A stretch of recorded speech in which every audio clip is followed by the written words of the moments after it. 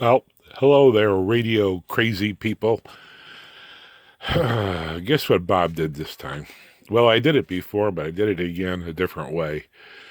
Uh, I'm going to take you flying today in a Collins built, believe it or not, Collins radio, Rockwell Collins at this point, ADF, Aircraft Direction Finding Radio. It was just too nice an idea to pass up on, so I got one out of an old airplane. I hope the owner doesn't mind. And kind of spruced it up a little bit, and now I'm going to build it into a little rack system. But here's the raw module. Let's go through this real quick if you're interested. If not, go get a bag of chips and watch some HBO or something. First thing is they had white or yellow, I don't remember numbers here. So I took out all those things and I put in blue LEDs down in there. If you get one of these things on eBay or somewhere, the aircraft surplus market has quite a few of them. They're fun to play with. It's a good rainy day project.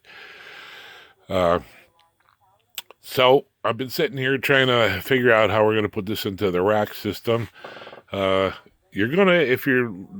is primarily a voice-only device for the pilots to help them use radio stations or aircraft beacons, which are pretty well obsolete right now, but certainly AM broadcast stations. There are servo systems in here. This is early IC. There's no LSI or microprocessors involved. This would feed a compass doing sine and cosine math in here, all electronically, and it feeds a compass to tell the aircraft which way to turn to go toward that radio tower. So again, I've added tone to make it more listenable. This is a Baxendall, a simple Baxendall 1 IC circuit with bass, treble, and volume. And a little power amp, a little 1 or 2 watt power amp for 4 or 8 ohm speaker. That's an LM386. They're all over the place. And you're going to need a power supply that's going to give you about an amp. These things are a little hungry when it comes to the amperage. You're going to need at least an amp. Coming in there now, there's 800 milliamps, and it's going to, if I crank up the gain here and go to a louder, closer station, it's going to be an amp. So you're going to need like a 1.52 amp supply. Let's take a look at the guts of this thing are on the underside. So let me show you what I did there. Hang on a second. Okay, I'm back. If you notice, we're on 1610. This thing's upside down now.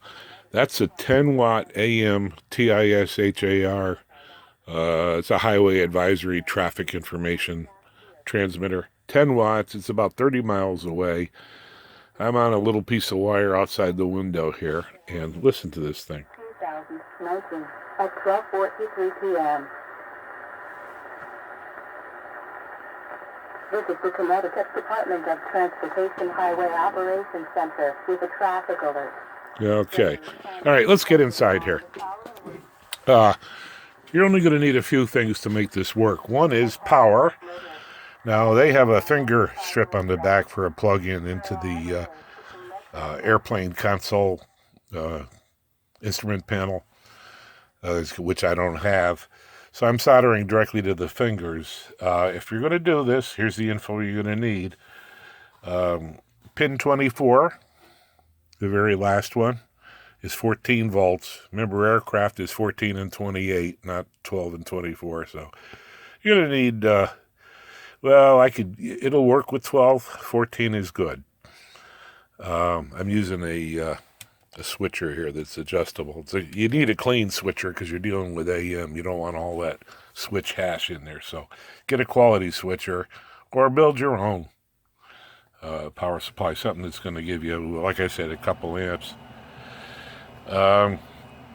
Pin 18 is the antenna. We got a little jack here. If you'll notice, there's we got a little ceramic cap. That's a 5.5 mic because you want to go down into the LF bands. I'll show you that later. You got to couple that to pin 18 because there's DC on the pin that helps run the servos in the antenna or some monkey business, I don't know, but you need a cap in there to isolate it. Half a mic will do it just fine. And you're going to need audio. I didn't like the audio in the power amp section here, so I went over to the pre-driver and I'm taking it off this the 5.6K resistor right alongside the pre-driver here. Look in there and see that. That's the raw audio. It's acting like a tuner now, not like a receiver. So I have to feed this audio out to a power amp, which is a lot cleaner. Believe me, don't even fool around with their internal audio. That's for the headphones for the pilot, and it's crappy. Don't do it. Also, there were some switches here. This was a dual control with switches and a volume pot. The switch allowed for compass and testing and blah blah blah. I don't know. I took that all out. I turned the switch to the receive mode, radio mode, hardwired it, and then got rid of it and just put my own 5K pot in here. I don't think we can see it. Yeah, you can kind of see the back side of the pot, the 3 pins there. It's pretty self-explanatory once you pull the front panel off and take a look at it. And that's about it. It's got some nice Collins filtering in here. As you can see, like I said before, it's all pre-micro. These are all stupid old ICs all over the place here. A lot of tantalum caps. And what else we got going here? Oh, the power, did I tell you? Power takeoff, pin 24, the very last pin. Here it is here.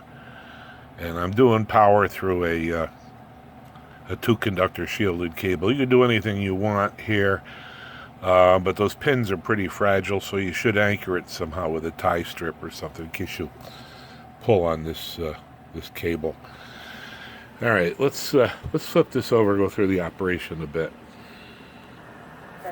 Okay, by the magic of pause and hold, we're back again. Again, we're on this TIS HAR thing, and the nice thing here is these are all, they're all separate BCDs back to the mic. Well, what I would call a micro there, a bunch of ICs doing BCD to decimal for the tuner. 1.6 megs. All right, if you turn the highest kilohertz control, it's down. We're going to go down into the broadcast band here. No, when you get to 1 meg, here's 1010 New York WINS.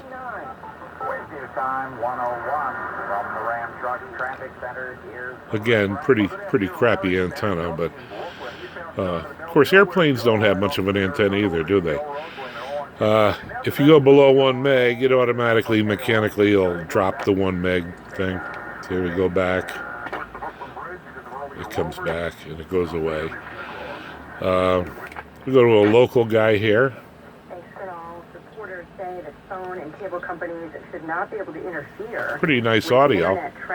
Without these Again, you're going to want tone compensation because it's for headphone audio. If you want to listen for a long time, you're going to want something a little more suited for loudspeaker audio.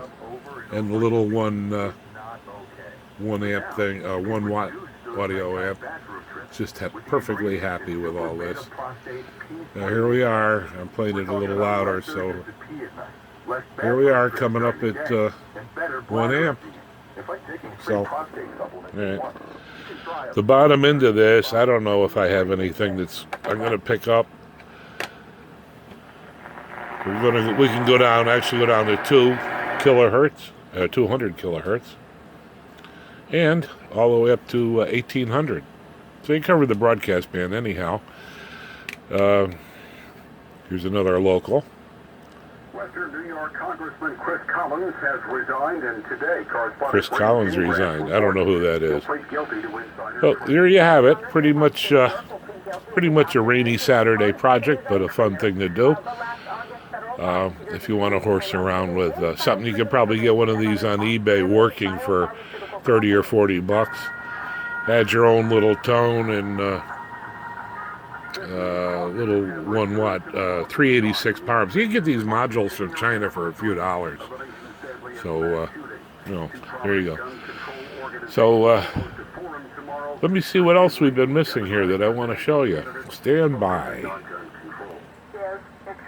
Well, too bad, but I'm back. And just wanted to point out a couple other things. One is I decided, because of the, all aircraft stuff is going to be light.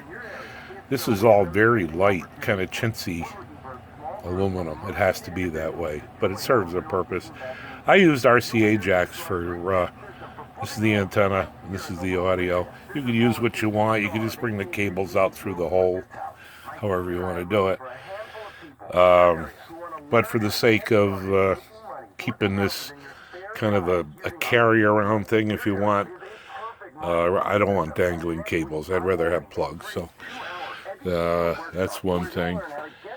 And the LEDs, if you like the white ones or yellow that was in there, you don't have to switch over to the blue.